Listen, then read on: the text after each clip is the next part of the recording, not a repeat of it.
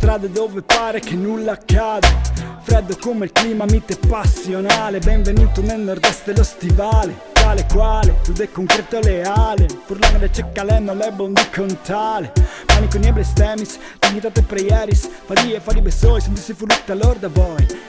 Conquistare e strisciare, abbandonare periferie italiane al centro del storia europane. Papo contadini in cristiano, nord di frontiere migranti, infanti, stipi, germaniche, slave, non ladine. Il furlan che sa cucchialendo, le porre dell'Iversi si svicina. Vin piloti, sfogliare buine cusine. Voi intenderete il nostro modo di parlare, di piacere. Vivrete ricordi del calore umano nell'osteria a bere furlano. Siamo laboriosi ma quando festeggiamo noi.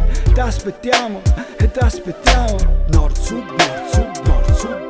Non trovi la differenza, lo stato d'appartenenza, una forma di resilienza che ha scosso la mia coscienza, ma solo quell'uguaglianza che gioca la mia esistenza tra nord, sud, nord, sud, nord, sud. Non trovi la differenza, lo stato d'appartenenza, una forma di resilienza che ha scosso la mia coscienza, ma solo quell'uguaglianza che gioca la mia esistenza. Vengo dal luogo dove il cielo è il colore del mare, dove alla fine d'un tramonto comincia a volare, dove un pensiero più veloce porta a generare qualcosa di speciale, qualcosa di reale. Vengo da sud, tutte le volte che vedi cristiane che si imbazzano, non ti confondere, ma si salutano.